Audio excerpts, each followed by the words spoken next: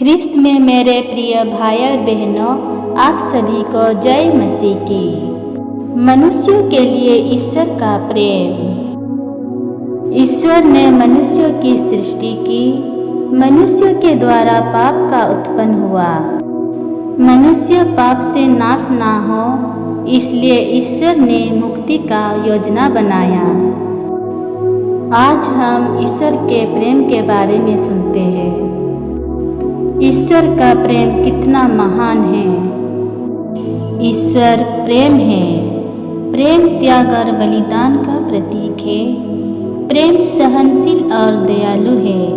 प्रेम ना तो ईर्ष्या करता है, ना डींग मारता, ना घमंड करता है। प्रेम असहनीय व्यवहार नहीं करता, वो अपना स्वार्थ नहीं खोजता। इस दुनिया में हम बहुत प्रकार के प्रेम देखते हैं। माँ बाप का प्यार, पिता अपनी पुत्री से प्यार, माता अपने पुत्र से प्यार, भाई बहन का प्यार, लेकिन उससे भी महान ईश्वर का प्रेम है। उसका प्यार अनंत है। उसको हम माप या तोल नहीं सकते हैं। ईश्वर का प्रेम सृष्टि के प्रारंभ से ही हम देखते हैं। परमेश्वर ने स्वर्ग और पृथ्वी को बनाया। परमेश्वर ने धरती की मिट्टी से आदम को बनाया। उसमें प्राण वायु फूंक दिया। परमेश्वर ने आदम से निकाली हुई पसली से एक स्त्री को बनाया। उसका नाम हेवा रखा गया। परमेश्वर उन दोनों को बहुत प्यार करता था। परमेश्वर ने कहा था, वाटिका के सारे वृक्षों का फल खा सकते हो, लेकिन वाटिका के बीचों बीच वृक्षों का फल मत खाना। शैतान आदम हेवा को देखकर ईर्ष्या करता था, क्योंकि वो दोनों ईश्वर के साथ थे। ईश्वर उन दोनों को बहुत प्यार करता था। शैतान उन दोनों को पाप में गिराना चाहता था, ईश्वर से दूर करना चाहता था। एक दिन शैतान सांप का रूप धारण कर हेवा के पास आया और कहा, ईश्वर ने सचमुच तुमको मना किया, वाटिका के किसी वृक्ष का फल मत खाना। हेवा ने कहा, वाटिका के बीचों बीच वृक्ष का फल मत खाना, उनका स्पर्श तक नहीं करना, नहीं तो मर जाओगे। सांप ने कहा, नहीं, तुम नहीं मरोगे। ईश्वर जानता है कि यदि तुम उस वृक्ष का फल खाओगे तो तुम्हारी आंखें खुल जाएगी, तुम्हें भले बुरे का ज्ञान हो जाएगा और इस प्रकार तुम ईश्वर के सदृश बन जाओगे। अब स्त्री को लगा कि वृक्ष का फल स्वादिष्ट है और देखने में सुंदर है, और जब उसके द्वारा ज्ञान प्राप्त होता है तो वह कितना लुभावना है। इसलिए हेवा फल तोड़कर खाया और आदम को भी खिलाया। फल खाने के बाद दोनों की आँख खुल गई और उनको पता चला कि वह नंगे हैं। इसलिए वो अंजीर के पत्ते जोड़कर अपने लिए लंगोट बना लिए। जब वो दोनों ईश्वर की टहलने की आवाज़ सुनकर छिप गए। ईश्वर ने आदम को पुकारा, तुम कहाँ हो? उसने कहा, मैं आपकी आवाज़ सुनकर डर गया, क्योंकि मैं नंगा हूँ। क्या तुमने उस वृक्ष का फल खाया जिसको खाने से मैंने तुम्हें मना किया था? आदम ने कहा, मेरे साथ रहने के लिए जिस स्त्री को तूने दिया, उसी ने मुझे फल दिया और मैंने खा लिया। हम यहाँ देखते हैं कि परमेश्वर ने आदम हेवा को वाटिका के भले बुरे ज्ञान का फल खाने को मना किया था, लेकिन आदम हेवा ने परमेश्वर का आज्ञा का पालन नहीं किया और भले बुरे ज्ञान का फल को खाया, जिससे उनके आंखें खुल गई। उनको पता चलता है कि वह नंगे हैं और वह दोनों डर जाते हैं, ईश्वर से छुप जाते हैं। आदम हेवा परमेश्वर का आज्ञाओं का उल्लंघन किया, आज्ञाओं को तोड़ते हैं, जिससे वो दोनों परमेश्वर से दूर हो जाते हैं और पाप में गिरते हैं, जिससे स्वर्ग का द्वार मनुष्य के लिए बंद हो जाता है। पाप का वेतन मृत्यु है। पाप के कारण वह दोनों ईश्वर से छिप गए और एक दूसरे को दोषारोप करने लगे। परमेश्वर के साथ जो संबंध था वो टूट गया। परमेश्वर उन दोनों को बहुत प्यार करता था, इसलिए परमेश्वर ने मनुष्यों को नहीं छोड़ा। मनुष्यों को पापों से उद्धार करने और ईश्वर और स्वर्ग में जुड़ने के लिए मुक्ति का योजना बनाया। परमेश्वर का योजना इस प्रकार था, आज हम इस वचन में देखते हैं। पिता ने हमको कितना प्यार किया है। संत यूहन्ना रचित सुसमाचार अध्याय 3:16। ईश्वर ने संसार को इतना प्यार किया कि उसने उसके लिए अपने एकलौते पुत्र को अर्पित कर दिया, जिससे जो उसमें विश्वास करता है उसका सर्वनाश ना हो बल्कि अनंत जीवन प्राप्त करे। वचन हमें कहता है, परमेश्वर ने हम लोगों को इतना प्यार किया कि उसने अपना एकलौते पुत्र को इस दुनिया में मानव रूप में अर्पित कर दिया कि वह हम लोगों को पापों से बचाएगा।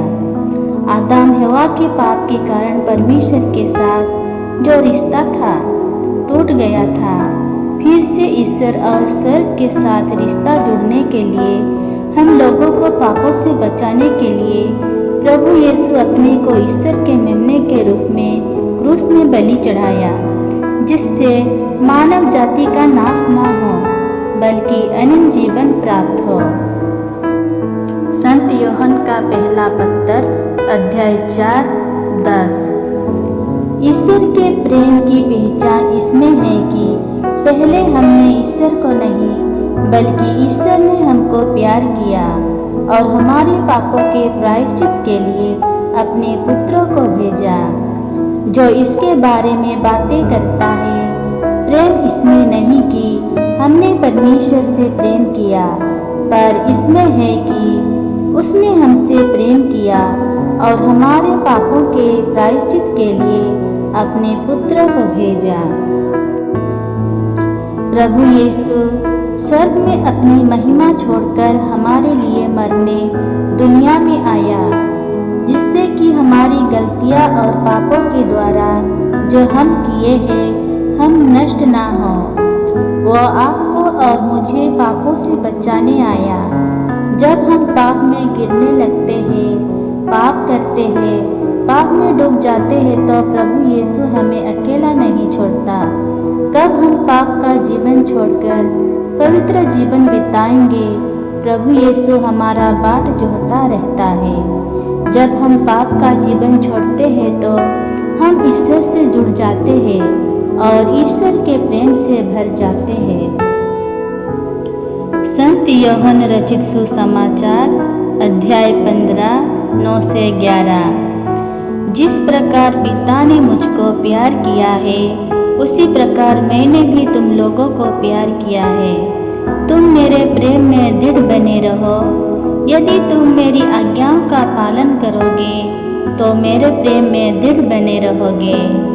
मैंने भी अपने पिता की आज्ञाओं का पालन किया है और उसके प्रेम में दृढ़ बना रहता हूँ।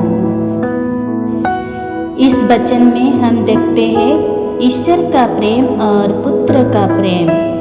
प्रभु यीशु कहते हैं, जो मेरी आज्ञाओं का पालन करता है वह मुझसे जुड़ा रहता है और मेरे प्रेम में दृढ़ बना रहता है। प्रभु यीशु भी अपने पिता की आज्ञाओं का पालन किया और उसके प्रेम में दृढ़ बना रहा। प्रभु यीशु मनुष्य बनकर हम लोगों को पापों से बचाने के लिए ईश्वर के मेमने के रूप में अपने को क्रूस में बलि चढ़ाया और पुनरुत्थान द्वारा हमारे लिए ईश्वर के प्यार का परिचय दिया है। इसको पूरा करना प्रभु यीशु के लिए कठिन था, लेकिन उसने उसे पूरा किया। हमारे लिए भी कठिन होगा, हमें मरना भी हो सकता है, लेकिन जब हमारे साथ ईश्वर है हम सब कुछ कर सकते हैं।